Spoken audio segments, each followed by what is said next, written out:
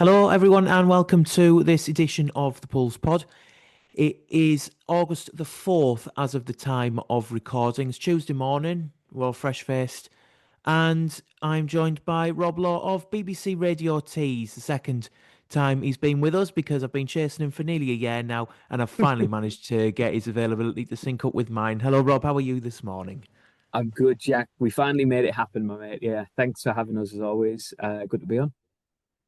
Thank you very much. And we will crack straight on. It is the season preview. We did this last season with Robbie Stelling to run through everything we've seen up to this point and everything that we hope will happen and potentially will happen in the months ahead. And we'll start with the recruitment off the pitch. We've seen Lee Clark come through the door as manager. There was rumours for Lee Cattermole quite a bit at the time. He's since gone to Gateshead, and we've ended up with Lee Clark. He spoke quite a bit when he first came in about how the club should be in the Football League. His ambition was to get Pulls back into the Football League, not necessarily whatever the cost, but he said that he wanted his team to be on the front foot. He said he wanted them to be energetic. And given that he's played 4-4-2 quite a lot lately, it does seem like a bit of a throwback to more simpler times, shall we say. Yeah, a little bit. I'm interested to see how the system and the formations that he wants to play will work sort of in real time, and how that might adapt and evolve over the season as managers' tactics tend to do so, and especially with the options that he has. You look at like Alunga and you look at Eccleston, two players who can play as wing backs, who can play as further back, further forward. So there's a real flexibility there, I think, in the squad and the players that he's put together. So whether that will be, the 4-4-2 as we've seen it throughout pre-season, I get the impression that is how it will start. Whether it then continues on like that, we'll see. But I think in terms of you look at the appointment of Lee Clark. You mentioned obviously Lee Cattermole being linked very strongly with the club, and I think it was almost done and dusted, and until it wasn't. And then Lee Clark as the appointment, a bit of a left field appointment, but funny funny enough, I was going through I was searching for something that I'd posted on X to do with Lee Clark's appointment. So I like searched his name, and when I searched his name on Twitter, one of my old tweets from like 2018 came up, and it was like Lee Clark sat in the stand watching pools. Could he be a replacement for, I think it was Matthew Bates or something at the time? And that just goes to show how long he has been linked with the job, but also how long he's had, an ongoing interest in pools in one way, shape, or form. So he's always been a name that's been linked with the club. He's always been a name that's been around the club. And I get the sense from speaking to him that he is genuinely excited and energized by the opportunity of finally being the man who is now in the dugout to lead them forward. And he's been really well backed in this window, hasn't he? So I think that's, credit to the club. He's been given every opportunity to succeed. And now it's on him and the players to build that squad, to build that environment and that winning mentality to try and get them, within the conversation of promotion out of the National League. And the probably, I was going to say this, touch wood, all things crossed and everything, but probably never had as good an opportunity as they will with this squad. As we sit here, it's easy to say that without a ball being kicked, but I'll say it now. He's the 11th permanent appointment, not including caretakers, since Dave Challoner left in 2021. I mean, it's always been something of a, well, it's something that's been levied at the previous regime quite a bit, that we went through managers very, very quickly and very easily. And do you think personally that we have a better chance now than looking back we did with Dave Challoner in that season when we went promoted? Does this feel better at this point than that did? That's a really good question. Um, Obviously under Chan, there was a lot that sort of unfolded. in that season, and games played behind closed doors and everything as well, which will have had an effect one way or another. I think at the time with Challoner, there was always the hope that he would be the man to do it, but there was also a real lot of you know glass half empty as well. I think because he'd come off the back of Filed, and I know there was that sort of conversation of, well, oh, we're picking up somebody from Filed, and what's so like what can he really do here? And will is he going to be the man to take us forward? Obviously, now we all know, and those conversations now look silly, don't they? And so, do they have a? Is there maybe more optimism and more sort of positivity around it, them being in the conversation for promotion? I'd probably say yes, and I think some of that comes down to obviously the ownership as well, because there was always the caveat under the previous regime of you know things may go well on the pitch, but what about the off the field stuff? And that they now it feels they don't have that cloud lingering, if that makes sense. There isn't necessarily that level of concern about ownership and what happens off the pitch. It's all very positive. The club seems to be on an upward trajectory off the field. So yeah, I'd probably say so. I've kind of talked myself around to this, haven't I? But in giving this answer, but I'd probably say yes. And again, that comes down to recruitment and ownership. But I think as well that the messages that Lee Clark has said when we've spoken to him are the type of messages that fans can get behind. He wants the team to be front footed. He wants them to be attacking. He wants them to play a good style of football. And all of that sounds great, doesn't it? And that's all sort of what fans want to hear from their manager, rather than we're going to be pragmatic, we're going to be difficult to beat. We want to get the ball up the pitch as quick as possible, which the messaging that sometimes comes out. So yeah, in a long roundabout way, I'd say I think there probably is more optimism and more belief that this club now can do something than ahead of what was obviously one of the more successful periods under one of the more successful managers. Absolutely. And on that note, we've seen the player recruitment. You mentioned a couple of players there that have come in, but on the player recruitment, we'll come on to defence shortly because I know you'll have a lot to say about one particular signing there. You raved about him the last time you were on this podcast last September. But looking at the attacking unit, first of all, because you mentioned how Lee Clark wants the team to play, and a lot of that will come from the forward line, where you look at the likes of Chris Popov, for example, who's impressed quite a bit in pre-season with his Yeah. energy, linking up alongside arguably the marquee signing in Will Harris. Mm. And you, in particular, you did say on social media quite a lot that Pulls were pushing the envelope to get him pretty Yeah. much all the way through, whereby I think a lot of Pulls fans, it was more out of hope than expectation because we've seen it in years gone by where the club aren't necessarily first to these sorts of signings. They may be in the race, but it's never really taken seriously and Yeah. it never really comes off. But I think the first sign this summer that we had, even before Will Harris, was the signing of Jack Nolan because there were a lot of clubs in for him. And it seems like this summer we've managed to get signings over the line where we've competed with other clubs and we've offered the players what we need to offer them to get it over the line. And it is such a refreshing change to see. It's like night and day, isn't it? And you're right. These are the type of signings that in previous seasons, Pools would have been linked with, but ultimately would have missed out on. And we would have seen Jack Nolan, Will Harris, Chris Popov go to other teams in the National League, and we'd all be sat around thinking, why can't Pools sign them?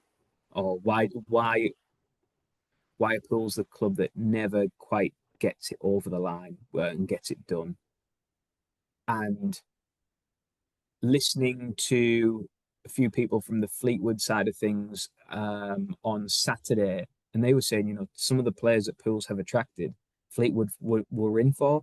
And that backs up what we were saying throughout the summer, which is a number of these signings, Will Harris, Jack Nolan, Chris Popov, were all players who did have legitimate offers from teams in the Football League, and they could have gone to those clubs quite easily, and nobody would have really batted an eyelid. But they're at Hartlepool United in the National League. And with that, you need a number of things. Obviously, there is the financial aspect of it. Of course, that will play a part. At this level, that will absolutely play a part because players aren't on life changing money, and it can sometimes take £50 a week more here, £50 a week more there, what your bonus is, etc., etc. That can really sway a player's mind, but also it comes down a lot to the, and I know people hate this word project, but when we talk about player recruitment, but a lot of times it is the project. Players like Harris, Nolan, Popov, and you could even say Max Merrick as well, who had opportunities to go to an EFL clubs. They want to know that they are signing for a club that is ambitious and is trying to do things the right way. They want to be a part of a successful team. They don't just want to go to a team that is making up the numbers, albeit whether it's in the football league or not. They want to be part of a team that is winning something because they are winners and they are ambitious players. And because of the way the project has been sold to them through obviously Lee Clark, through Chris Beach, through Chris Maxwell, they've managed to land these players and they were really aggressive in doing so as well. You know, it wasn't a case of, oh, we'll make an offer and we'll see and we'll see how that goes and see if we... They were on the front foot and making sure that those players knew exactly how much they were wanted by this football club and how big a part they could play in the success of this football club going forward. And you talk about that front line, you look at the sort of improved goal contributions. Will Harris, 27 goals last season. Jack Nolan, 25 goals last season. Chris Popov, 11 goals last season. That for a team for Pools last season who were goal shy, you know, it was one of the biggest downfalls of the squad last season was the lack of that clinical edge in front of goal. They now have that in spades. And we haven't even mentioned Jordan Hugel, who I'm sure will have an impact both on and off the pitch going forward. So it's like night and day. And I think there needs to be a huge, um, you know, a huge well done to the recruitment team in that because we are now seeing pool sign players who previously would have been holding up the shirt and holding up the scarf at other clubs, whether that's in the National League or the EFL, and they previously wouldn't have been signing for Hartlepool United, but they're here and they're invested, and I think that is credit to the recruitment team. Yeah, and the thing to note as well with some of the, I mean, to be fair, there's two actually that I can think of. Firstly, the contract lengths are Yeah, quite away from what we've good seen point. previously and what a lot of clubs will do in the National League. We've seen a couple with 1 years, a couple with 2 years. They all have options on pretty much. I can't remember one signing where there hasn't been an option attached for another year. And again, that shows the style of business that the club is currently conducting. It's smart business. It's Mm, business where we're able to get value for players if we can, if we want to in the future. And if clubs come in for them and we can activate the air, then they're going to have to pay for the players, and it makes it a lot better from the financial point of view for the mm, club.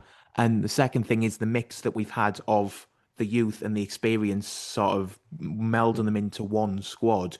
You look at the attack and you're just those four strikers, for example. You've got Jordan Hugel, who's the experience in there. yeah, Will Harris has the experience in the league from last year, but he's still relatively sort of, I think, his mid-20s, isn't he, if I remember? So he's still yeah, in that range. And then you've got the likes of Terry Bondo and Chris Popoff, who aren't mm, necessarily the most experienced, but they'll bring that sort of energy to the side. And that goes throughout the squad. You've got the likes of Charlie Penman, Owen Hampson throughout the squad. You've got Corey McKeown, who's made the jump up. You've yeah. got Jack Nolan on the other side, who's a bit more experienced, perhaps. But there's that balance in amongst everything in the squad whereby it could gel together really, really well. And it also provides good competition for places because those youngsters will want to make their mark on the squad. Yeah, It is a really good mix of, and if you include the academy players who've been given sort of professional deals as well. So there's a real, um, I'm really fascinated to see how Lee Clark integrates them because he's spoken at length about that being something he is really passionate about and wants to make sure that there is that pathway for the academy players. So I think the blend within the squad is really good. You've obviously got then those players also who were here last season. So like Jack Hunter, Nathan Sharon, who are more of those dressing room leaders, for example. Um, so the blend is there, and I'm just it looks like a squad that is really well balanced, and the attitude of the incoming players with the attitude of the players who have remained. I think we'll see a really healthy dressing room and a real good sort of uh, team morale and ethos. So yeah, I'm excited by the squad that they've put together. I think it's a very good blend of, those breakthrough talents, that growth, those people who have potential, but also those who are in their prime, and that experience that Jordan Hugo will bring, for example, as will many others. Liam Gibson, we haven't mentioned him. Like he has a level of experience too. So yeah, a good blend. I just thought of Liam Gibson as well because I thought about experienced players and I completely forgot about him. Yeah, Neo Eccleston as well. You mentioned him I like briefly him. alongside Yeah, Bruckner and Alunga as potential wing back options or potential sort of along that um, sideline. Eccleston's been very good. yeah. He's probably been the standout for. I mean, I've seen the two home games, so anyone who's seen the away games, may well have other players and such, and Mm. that's fair enough. I mean, Popov has been very good. I think he's been very energetic going forward, as mentioned. But Eccleston along that right hand side, he looks a big find. Because he I've looks re- so he looks yeah. so quick. He looks so quick. He's got sort of trickery about him. There was the one on Saturday. I know you weren't there on Saturday, but there was the one on Saturday where sort of he managed to make a brilliant tackle, quite a sort of a hard but fair challenge, I think you would call it, Mm. on the wing, and then went forward. And when you've rattled a player and they just come back and bite at you straight away.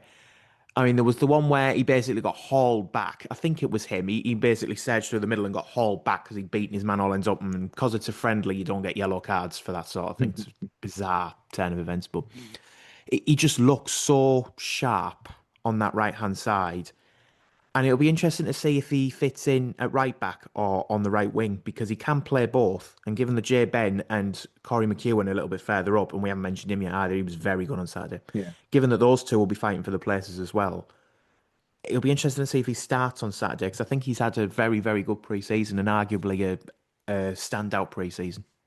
I'll say it now, and you can clip it and embarrass me when it all goes Just, horribly just a wrong. reminder, Rob. You did say that Danny Johnson would turn out to be a huge success when you were last on this program. So be very. I did. I think. I I think did. his grand total was 0 goals. Yeah, it was 0 goals. But I mean, I wasn't the only one. But you're right. No, And you weren't. hey, You I weren't. mean, I think yeah, it was a shame that happened the way it did with Danny Johnson.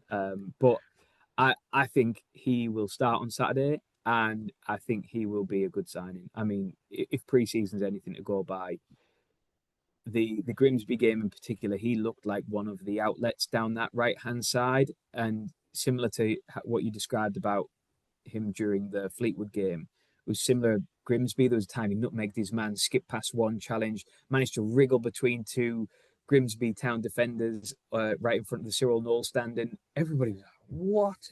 This is uh, this is brilliant!" And it's the type of direct, skillful, quality player that I think Pools will, and especially the players we've mentioned, the forward players, will really benefit from next season. And again, really young, at 22, I think. And when you look at doing a bit of work on this week, so been doing my prep for the game on Saturday, and of the 13 players that Pools released, the average age of those players was 28.6 years, and the 14 players have recruited 23 and a half. So yeah, so round it up, 24 years of age. So again, talking about the blend of the squad earlier, they've really injected like that youthful energy into the squad, but it's not scattergun approach. It's real targeted, and you can see the green shoots in there, and Corin McEwen is another one. But I really, really like what I've seen from Neil Eccleston. I know Lee Clark has said he thinks he will be a big player for the club this coming season. And like you, I'm interested to see whether he will start at right back or kind of get the impression, he might flitter between the two throughout the season. But I'm really interested to see him when it's for real and it's the pressure's on and it's a packed Victoria Park and Barrow first game of the season. If he can carry on what we've seen in pre-season, I think he'll be a really exciting player and one that'll get people off the seat. He reminds me a little bit of Anthony Mancini when he first came in. Obviously, if he has the impact that Mancini had in his first month before the injury, unfortunately, Mm. he'll be a cracking signing. But as you said there, the way that he moves with the ball, the way that Yeah, he's able to move with speed through defences, it reminds me a lot of when Mancini was first here and he was playing the likes of Sunderland and Middlesbrough in friendlies and he was basically running the show. I know he's more central and Eccleston yeah. usually operates on the right, but there is sort of those similarities there, I think. And I think he doesn't really play that differently as to whether he plays at right back or right wing. I've Mm. sort of noticed because he's still got that sort of drive to go forward and he does get back quite a bit as well. So I think it's going to depend, I think, a bit on what Lee Clark wants and what he thinks each opponent will provide in opposition. Mm. Because Barrow will obviously be very different from Aldershot, be very different from Sutton for the first three games. So he may well see him a bit further forward for games where he thinks they'll need a bit more going forward, like to unlock defences maybe, or Mm. to run at Yeah, defences. And the likes of Barrow, he may think he might be set further back, but we are second guessing him. And I think I've deprived you long enough of your opportunity to talk about Cameron John. So go on then.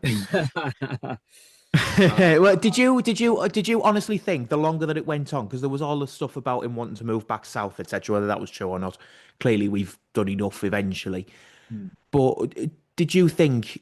I think a lot of people thought as well that the time had passed that we'd sort of it wasn't going to happen because he clearly wanted to move away, etc. And it just seemed such a welcome surprise when he did sign, and like I said, I think you were dancing in your living room when he eventually signed, so you can start the fan club back up again. Yeah, that's it. Taking applications for new members as of Saturday against Barrow. So get them in. Yeah. The Camp John fan club is open, back open for business. Yeah, I think I I thought the moment had gone, and I say that because I thought if Pools were going to do that deal, it would have been one of the first ones that they were going to do because he'd been there last season. He obviously enjoyed it, albeit he's another one who he wants to win, and when the team doesn't win, that like he has that side to him.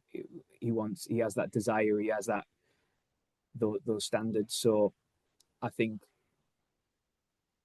that was a big thing for him that he wanted to be. If he was going to come back to Hartlepool United, it had to be the right environment for him. I think he wanted also to see a bit of what the club's other business that they were doing to kind of get a gauge on how serious and how different this new beginning under Landon Smith was going to be.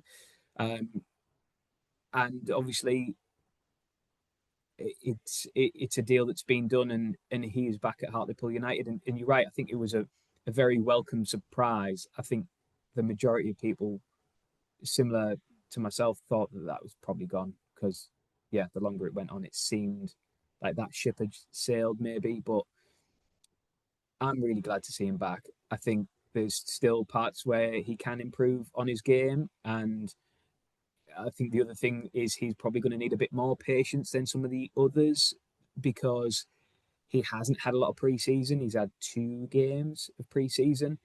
And any professional that you speak to will tell you that preseason for a player is huge. And if you start the season slightly undercooked, it can take you longer to get up to speed. So I think there will be a bit of that with him, sort of initially, but at times last season we saw his link up on that left hand side, his willingness to get forward, and yeah, a really good acquisition. And for me, I think one of the better left backs in the National League. I'm just pleased to see that he'll be wearing the blue and white next season. It was interesting when he signed because there was a lot of conjecture about what formation the Bulls were going to play. Obviously, the three, McNally, Coogan, and John, as a back three last season, especially in that August when Harvey Cartwright was behind them, was exceptional. Yeah, But it does look as though Lee Clark is going with the back four. So with Cameron John on the left, we saw it a little bit towards the end of last season, sort of the later that we go into the season, where Featherstone was playing the back four and Cameron John was making those sort of strides up the pitch and he was making the overlaps and he was like surprisingly good at it because we didn't see it because he was in the back three. So when he yeah, started doing it, it was very sort of eye-opening, I think is yeah, the best way of putting it. And it'll be interesting to see how he works in tandem with whether it's Jay Ben or whether it's Neil Eccleston on the right-hand side as overlaps to get those crosses in because there's been a lot of wing play so far. There's only two in the midfield at the moment, so you'd think that a lot of the chances will come from the wide areas at the moment. And just on that midfield as well, do you think that out of everywhere in the team, you've mentioned Max Merrick in goal as well, and remains to be yeah. seen how he will do in competitive games. Looked okay on Saturday, wasn't really tested that much, but we've had rave reviews from him from other sources as well related to Chelsea. But with regards to the midfield, the central midfield, does that feel like possibly the weakest area? Not necessarily because of the personnel, but also because of the fact there is only two. And in the modern game, you have to be very energetic. You have to basically be engines all the way through. And it does feel like if there's going to be any sort of weakness in the team, it feels like counterattacks, perhaps overloads in the midfield. That could be where you know, teams can get at pulls if they've got the quality to do so. Yeah, I think that's certainly where teams will target pools, I think. And we saw at times last season where got caught up a bit in midfield, caught open a bit in midfield. And so I think that will be something they're going to have to contend with, but I know Lee Clark had said his business is done, and the bulk of the recruitment is done. They do still have, I think, three loan um, availabilities now. Like within the Yeah. squad, I think so. They've got, if they wanted to, I think that they could go out and try and address that with some loanees. But I get the impression it's going to be a case of Lee Clark saying to Miley, Sharon, Hunter, you know, you've got players around you now who've got some legs, and you've got players of real quality around you now. Like go and flourish and go and show us what you can do in a better side, in a side with better quality. And that's no disrespect to last season, but just factually, in terms of the numbers, it is a side with much more quality in it than Pools had last season. I think most would agree with that. So I do wonder if there's a little bit of just giving them an opportunity to show what they can do in a better side. And then, if it doesn't happen, or if it unravels, or if it does become an issue, then they can address it with loans. But yeah, I think it probably going into the season, that would be most people's concern at present is, will the midfield sort of be durable enough throughout the campaign to see Pools be successful? I think that is, yeah, I'd say that's probably the main concern for a lot of people as we sit here today. But sort of midweek before balls kicked in anger against Barrow. There is also Owen Hampson to come back from injury as well, whenever Yeah, that may be. So he obviously has the youth behind him. He has the legs potentially to do yeah, that role. I think a lot of people have spoken about Dan Batty, who's currently with the PFA at the moment. He's a free agent from York. I mean, you've said the bulk of the recruitment is done, and to be fair, Lee Clark did say that, and then 24 hours later, we signed Nathan Fisher, Nathan Fisher after his trial period. So, never say never with these things. We'll have to the wait and one thing see. I would yeah, the Go one on. thing I'd say on that is just So the deal with Nathan Fisher was done on the Saturday. Oh, It fair just enough. hadn't been announced. So that's why I know there's a few people who mentioned that and was like, "Oh, I thought you said all the business was done." And to him, the business had been done. The deal was done. Just He wasn't knew it was announced yet. done. It just hadn't been announced yet. So I know a few people have been pointing to that as like, "Oh, that's why we might yet go and sign like two or three more players." I would just urge a bit of caution with that and say that's kind of how that unfolded. So, um, yeah, that Fisher deal was done like 24 hours before, uh, which is why it was then announced on the Sunday after he'd said his business was done. Yeah, fair enough. We'll move on to the fixtures now because the fixtures came out a few weeks ago. We've got Barrow, as we've spoken about, is the opening game. It's nice to have a home fixture for once instead of having to travel to Yeovil Yes, every year, isn't it? yes. Tell me about it. Absolutely. We've got a nice, well, it's a December trip now instead, away at Yeovil, start of December, so it's not really changed much. Funnily enough, if Pulls have a good cup run, which we haven't had up to this point since relegation, the less said about that, the better. But if we get through to the second round of the FA Cup, it's on the same weekend as Yeovil away. It's on the 5th of December. So if we do get that far, that Yeovil game will be a Tuesday night. That'll be fun for you and Yeah, whoever else is going. But I mean, to be fair, the other thing to note on that is that DAZN have decided to announce all of the TV fix until the end of January. So the only reason for any games to be moved, it won't be for TV, it'll be clashes, it'll be weather related.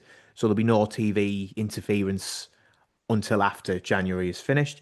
So we've got quite a few there that have been changed. There's a few Friday night games, which is nice. If we all remember yeah, the days of IOR and Adam Boyd, Joe Porter, etc., we have quite a few Fridays, and they're usually quite good for atmosphere and such. There is one such Friday game towards the end of August on Bank Holiday weekend. That's a Friday game at home to Eastleigh, which is a hell of a trip for Eastleigh, by the way. yeah, yeah. That's going to be rough for them coming from the south coast. It's a bit of a shame about the Halifax game because if we all want to see Will Harris's revenge tour, it's now a Tuesday night rather than Bank Holiday Monday, which I think is a bit of a shame. But it's also interesting to note, just in general, that a lot of those closer away days, they were all pretty much midweek last season, which was a big bone of contention with Pulse fans. Yeah, But quite a few of them this season are on Saturdays or they are on bank holidays. So you've got the likes of Scunthorpe, for example. Gateshead away is a Saturday. Carlisle, as it stands, is currently the Monday, the bank holiday after Christmas. It could change to the Tuesday, as I understand, but at the minute it is a 3 o'clock kickoff. Barrow away is a Saturday at 3 o'clock. Boston away is Easter Monday at 3 o'clock. So there's quite a few sort of nice trips in there, which are, you would expect Pulls, especially if we're doing well, to take a decent amount to these games because they are on Saturdays. They are sort of suitable for travel, particularly for families as well. mm, And then the deeper you get into the season, I mean, let's say we've mentioned Carlisle and Boston there. They're our bank holiday, sort of Christmas and Easter fixtures. Carlisle at home on Good Friday. After that game, there's only 5 games to go. So if both teams are in with a shout at that point on a bank holiday, 3 o'clock kickoff, that could be a belter of a game. yeah. That's one that stood out to me. I have to say, Southend against Pools last Final game day. of the season is one that I looked at and was like, "Whoa, that could there might be something on that." And Boreham Wood, obviously, at the start of April as well, Yep. at the Vic. Boreham Wood are always there or thereabouts, aren't they? They're somewhere in the mix usually. Um, Horrible and side to play as well. We yeah, don't tend to do well against Boreham Wood. yeah. For me though, I have to be honest. One of the standouts for me was just the trip to Fylde is in October, and thankfully not in like January or December, because it is. For those who have been, they'll know exactly what I Oh, mean. It is absolutely. horrific. It's A lovely freezing ground, and cold. everyone at Fylde is lovely. Like they're a really Yes, they nice are. club. Yeah, I've never had They're an issue really with Fylde at all. yeah, they're really, really good. But the ground in itself, as impressive as it is for a team that was in the National League and North, and obviously now is in the National League, and spent an awful lot of money on it, and it's really, Yeah, top end and high quality and everything like that. But it is so exposed to the elements. You are just you're like riding the side of a mountain. It feels like at times when that wind comes through, and of course, it was it was the stage of the Beast from the East when myself and Eddie Carl went there, I and was there. it took us about 6 hours to get home. Seven, But 7.5 for yeah, me, I think. yeah, well, yeah, you beat me on that. It was horrific, but those conditions were brutal. So I'm just pleased that that is in October and not in the dead of winter. Well, firstly, it's going to be freezing either way. That could be in August. That could be a Yeah, Saturday in yeah, August, and we'd yeah, still that's freeze. true. So it's completely irrelevant when it is. But I remember that one. Eddie Carl was sat on a very, very snow-covered road. I think it was the S66, but it was where the barrier had been put over because it was completely Yeah, out. You couldn't drive on it. But he was sat there basically talking to fans as they approached and all that. And we had a chat, and he was very nice, very lovely. And then, yes, like I say, it took another 7 hours or so to get home, which was I don't think I got back home till about half one, half two. Like it was for a 2.5 hour journey. Considering the journey there had been all right. It was snowing, but it wasn't like anything major. And then that happened, and the M6 was a right laugh, given that you couldn't see like a foot in front of your car. There were yeah. No, cars I sliding remember. all over the Yeah, road. I remember not being able to see. I was driving, and there was me, Eddie, and Roy Kelly in the car, who now writes for Hartlepool Life. Yes. And I remember just thinking, I don't know if I'm in the middle of the road, the side of the road, if I'm on the hard shoulder at this point. And the funniest thing was through the entire journey, Eddie Kyle kept saying to me that he was adamant he was going to get home in time for his wife's chili. Oh. And, and it was like, Eddie, I think we're going to have to abandon the chili here. And he finally admitted defeat and to like ring his wife, Jean, and was like, Jean, I'll have the chili tomorrow. It's like, yeah, yeah, I don't think you're going to be back in time for the chili, Eddie, unfortunately. Absolutely not. Aye, well, I mean, looking at that final month, Bournemouth you've mentioned, Wealdstone away is awkward, given what Mm, happened in March. yeah, Revenge on the mind, I think, there. But, God, not anything but 7-0 again. And then Yeovil at home is the last home game. And given how Yeovil have recruited so far, that could be a mm, very tricky game mm, in that respect. It's a very tricky and awkward running in just in general, I think, given the yeah, positioning of, the fixtures and the teams that you've got. So I think more than ever, it's important to have the points on the board before that running. I mean, it sounds obvious to say that, and it is, but it is like the better position you can get yourself in. If you look at the last time Pools were promoted, for example, Sutton had about 20 games in hand for some stupid reason, which I still can't remember why. But Pools had the points on the board going into that sort of running, and we were never sort of in any danger of dropping any further than fourth, which is where obviously we finished eventually anyway. And it was that weird 4-2 against Maidenhead that sort of derailed us a little bit, which Maidenhead weren't the best team that season either, so it was a very bizarre. Reminds me a bit of that Wrexham game in 2005. We lost 6-4, where Wrexham were like bottom of the league, bottom of the form table, and we'd already beaten them 5-1 away. And, it was like just that really strange result. But if we can be in that position going into the final sort of 6 or 7 games, going into that game against Carlisle that we mentioned, I think that would be very interesting. Halifax at home's a Wednesday night as well, which is, it's all right for us, but Halifax will be a bit gutted about that. I think other than that, you're looking at sort of just random fixtures and we won't go through them all because we've got other things to talk about. The other thing as well, we mentioned Bournemouth. Bournemouth away is Halloween, which is a nice little themed. I mean, the last time we played on Halloween, I'm pretty sure was Torquay, and that yeah, was 5-0. That being said, we turned it around quite nicely after that, so hopefully that doesn't happen again. But just from a travel point of view as well, we've got Sutton away 12:30. We've got Forest Green away 5:30. To be fair, there's not loads of them. Tamworth away a 7:45 on a Saturday night before Christmas is a bit of a downer as well. yeah. So there will be more, obviously, throughout the season once they've decided on TV picks beyond January. But I'm assuming there's a few there that you're not particularly looking forward to from a travel point of view. Yeah, to be honest, I mean, at this point, You're numb to it. a little bit, yeah. I know, like it in a good way, though. I think there's certain grounds that even if they're a long way away, like you still like I still I'll get judged here, but safe space and everything. Are you going to say I Forest Green? No, I It don't felt like you were mind. building up to Forest Green. No, I don't mind Sutton. I don't mind Sutton. Like I went to if Sutton. Yeah, I went to Sutton. It wasn't last season because that was the 3-3. It was the one where we won. It's the only time we've ever won at Sutton. It's a canny yeah. little setup. It's all right. Well, just the people there are really nice, and the stadium announcer I see every year when I go there, he's like a lovely bloke, and we always have a good chat. And he always tells me about Sutton. I always tell him about pools, and Hmm. there's good people around that club, and I think that for me is one of the things I like about going to certain grounds is the people in and around the club who are really nice. Um, Sutton was also the scene where last season I bumped into Raj when we were still banned, so that was interesting. But probably the less said about that, the better. But yeah, there's some really nice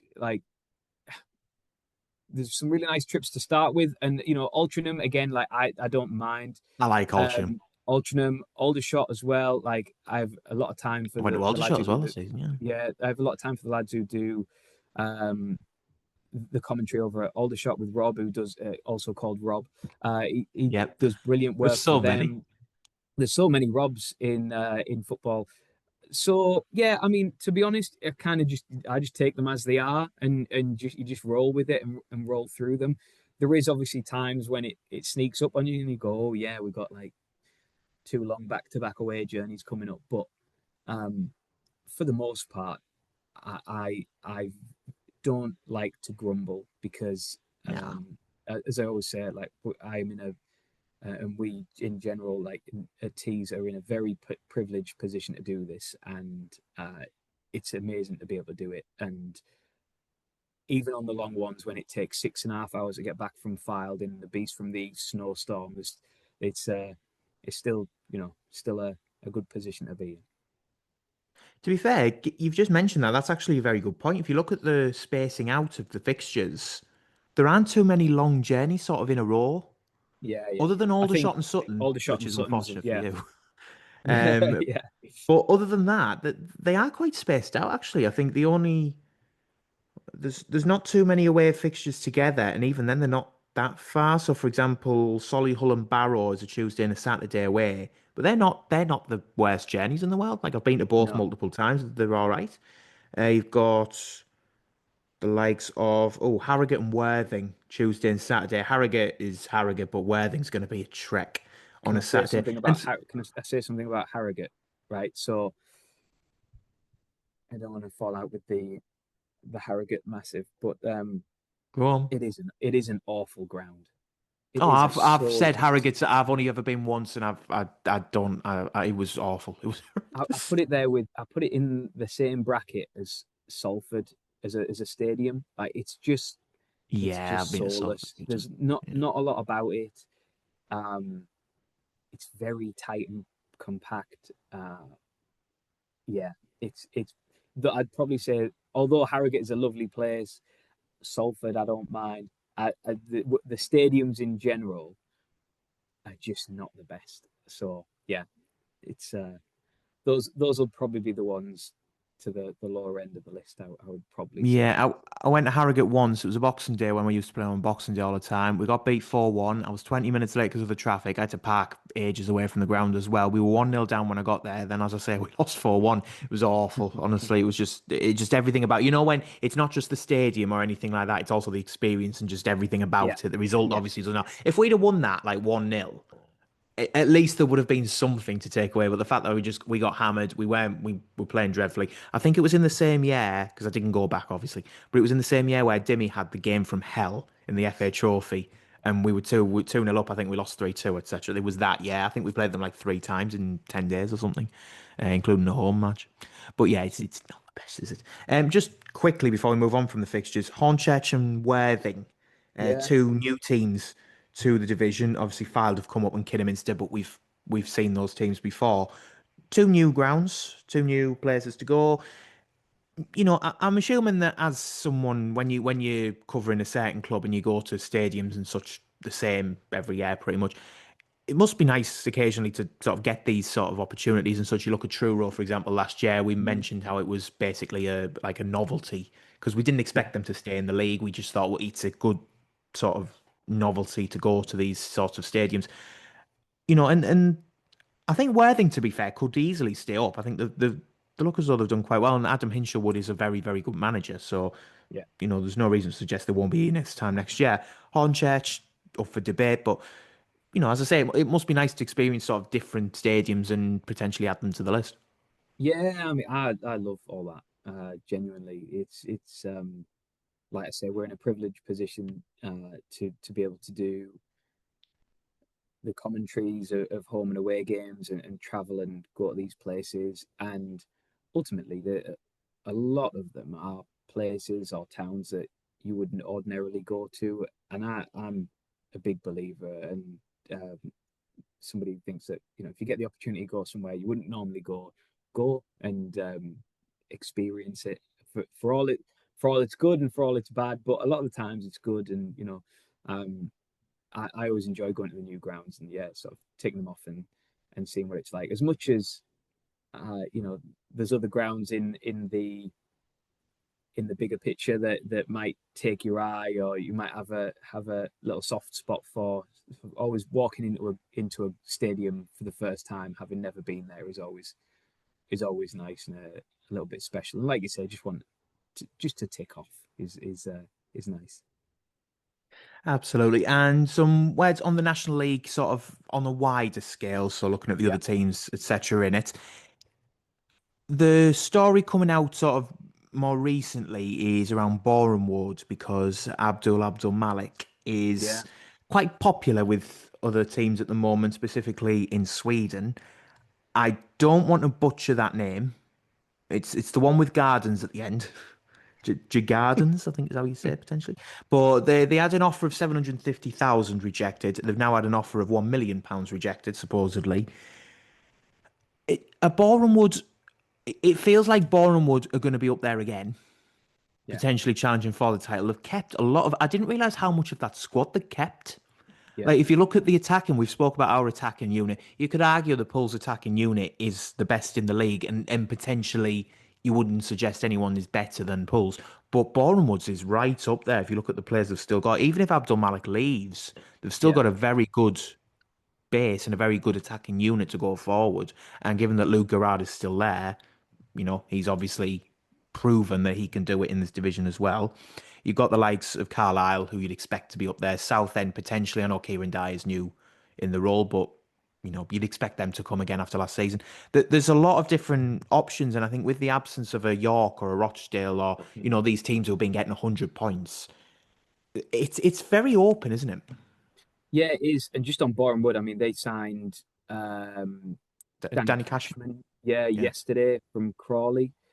And I think Abdul Malik will leave from all the talk and all the uh, things going on there. I think they're potentially holding out for like 1.5, which I mean for a club like Boreham Wood to get that kind of money, I'm surprised it turned down 1 million. But it's not often you see a player from the National League get plucked up for that kind of money. It does happen, but like it's I think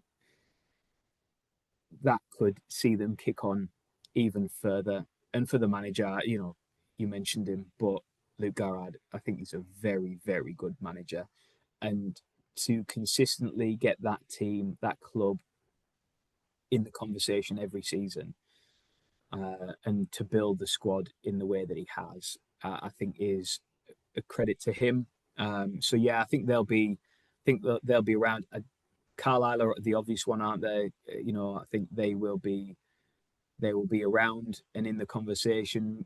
Maybe the early pace setters, but let's see. I know they haven't done the best of pre-seasons and stuff like that, as much as you can read in the pre-season and stuff. But Nah. um, I think they will certainly be a team in the conversation. Southend United, and interested to see how Forest Green go. I know there's been a few sort of rumblings about might not be too well there, and um, the the funding maybe hasn't been to the level that they've seen in previous seasons. So I heard Robbie Savage um, joking on 606 on Five Live a couple of days ago about how he's only got two strikers and this, that, and the other. So yeah, I'd be interested to see what they do. It sounds like it might be quite tricky for them to kind of maintain uh, their their ambitions towards the top end of the National League. But I agree. I think it is a really open division. Um, Unless Carlisle start and make fools of us all and just do absolutely blow everybody away and walk it. But I, I think it's there for anybody to really grasp. Who wants to be the outlier, who wants to be the pace setter, and in a summer where Pools have recruited really well, I think they have the quality within the squad to really put themselves in that conversation. I think. Yeah, I think with regards to Forest Green, they've lost quite a few players, haven't they? They've been Yeah, sort of they have. poached Yeah, quite a bit. I think Tom Knowles specifically is gone. There are a few from that squad that have gone. Harry Boyce has just moved on from Southend. He's gone to York. yeah, So there are a few sort of what you would call star players in these squads that have been poached by high divisions, as is the food chain. There's nothing really mm, you can do about that. I mean, it'll be interesting to see what happens with Pools this time next year if we're still in the league as to whether clubs come for Pools players because that doesn't happen. That very rarely happens, which could yeah. be a testament to the strength of the recruitment if that does happen. Hopefully, we're not in the division anymore. I mean, I put out a little post on social media yesterday just to gauge where people think Pools will finish and what may happen. I think everyone who's replied so far has suggested the Pools will go up. Not necessarily winning the title, we're going up by Mm. the playoffs. But they're all very optimistic, which isn't something that, Pools fans can be readily accused of, certainly in recent years for obvious reasons. I think last year when I was looking at the prediction I did last year, I think I had Pools sixth at that point. And needless to say, we underperformed against that. So I'm reluctant to put them sixth again. I think Wealdstone, I did a little collaboration with a Wealdstone fan last year when we played them at home, and they got back in touch just to provide a bit of depth about Pools, and I predicted us to finish top in a rare moment of optimism, which, when it comes to Pools is very rare. I think it wouldn't surprise me if we did, but at the same time, it also wouldn't surprise me if we finished sort of third or fourth. I think would it be fair to say, given the investment in the squad, I think top three is the aim. Yeah, I think I had them about third or fourth. It like just in as I was looking at it. And don't get me wrong, I hope I'm wrong. I hope that Pools are the team who lead the charge from beginning to end, and it's a walk in the park. And Be lovely come, that, wouldn't it? Yeah. yeah, how nice would that be? No stress towards the end of the season, already up, and everybody else can worry about fighting and scrapping for a playoff place. Um, that's an ideal world.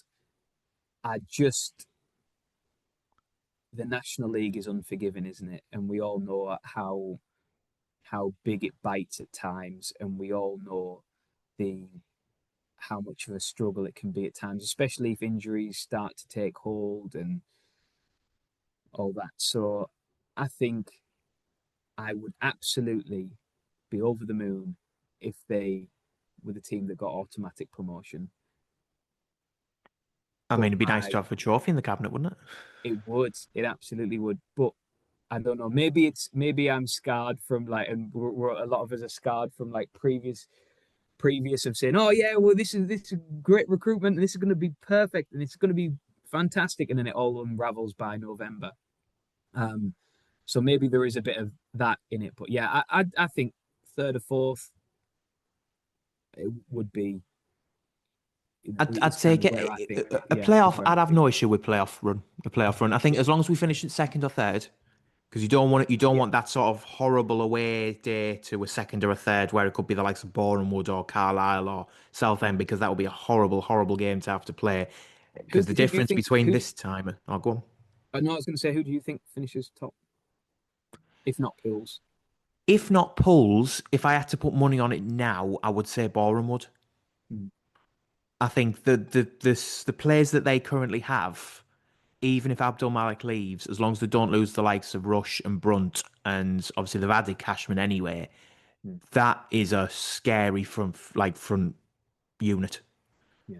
And obviously they've proven that they can mix it with these clubs anyway. They got, was it what, 90 points, 90 something like that last season, 90 plus. And you won't get a season like that again where so many teams have above 90 points. I think there were 4 teams above 90 points. So if they can do that again, you Mm. won't see 4 teams do that again, I don't think, which means that they'll certainly be top 3 and potentially could finish top. I Mm. think Carlisle, the biggest weakness I've seen fans point out with Carlisle is the goalkeeper. So I think they've re-signed Breeze. I can't remember his first name, but the Carlisle fans weren't particularly happy with him last year. So if he's their number one, that's an opportunity for teams. They've got a good front unit as well. I think Southend is dependent on how Kieran Dyer hits the ground running, and beyond that, you're then looking at outsiders. I think the title this season is between 4, and it depends who gets off to the best start. Because if you look at it, to be fair, in my opinion, if you look at Pool's fixtures opening up, our home games look very, very winnable. And I think the biggest challenge that we've got is Southend at home, just in home fixtures, and that's the end of November.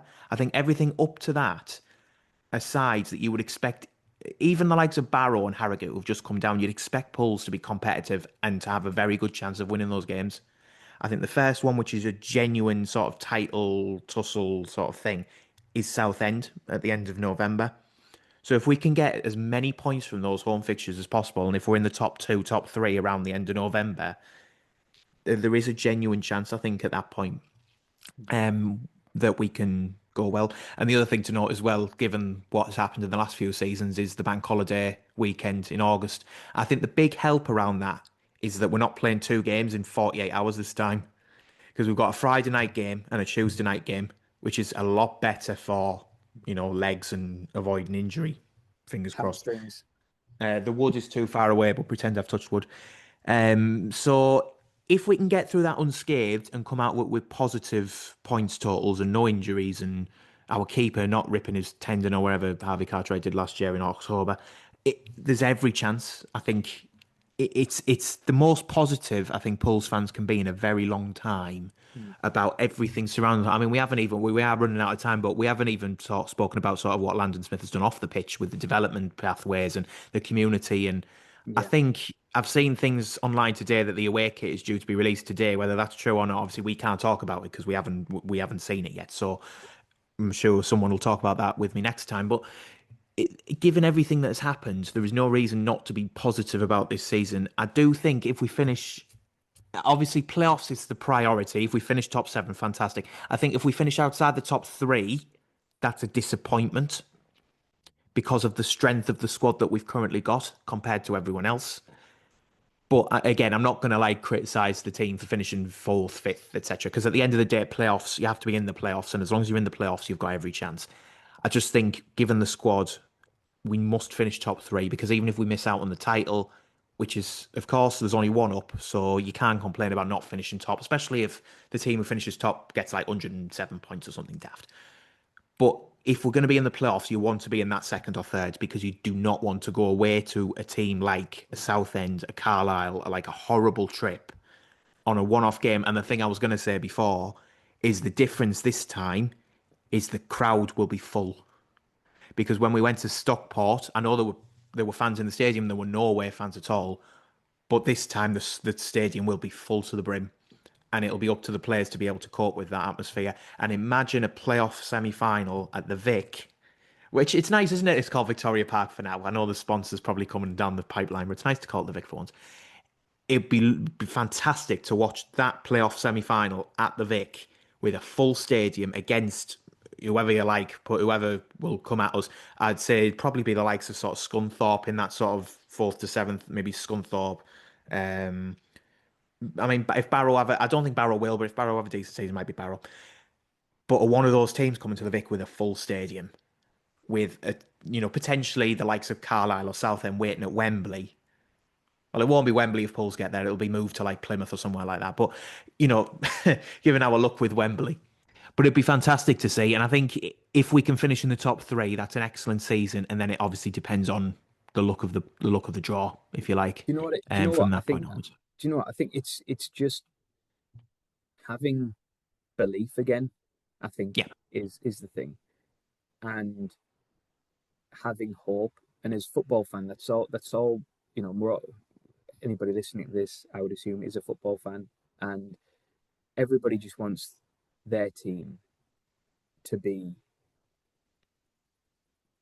to have hope and to have belief and feel connected with their club. And obviously, with pros, I say it all the time on the radio, but it's true. It's like the town is the club, and the club is the town, and they're so tightly linked. But now it feels like they are truly linked rather than before when maybe some of it was, but some of it wasn't, and there was it was you were either on that side or you're on this side, and now it's starting to move away from that, and I think that is only going to be more power to the elbow of Hartlepool United and to the town as well and the fan base.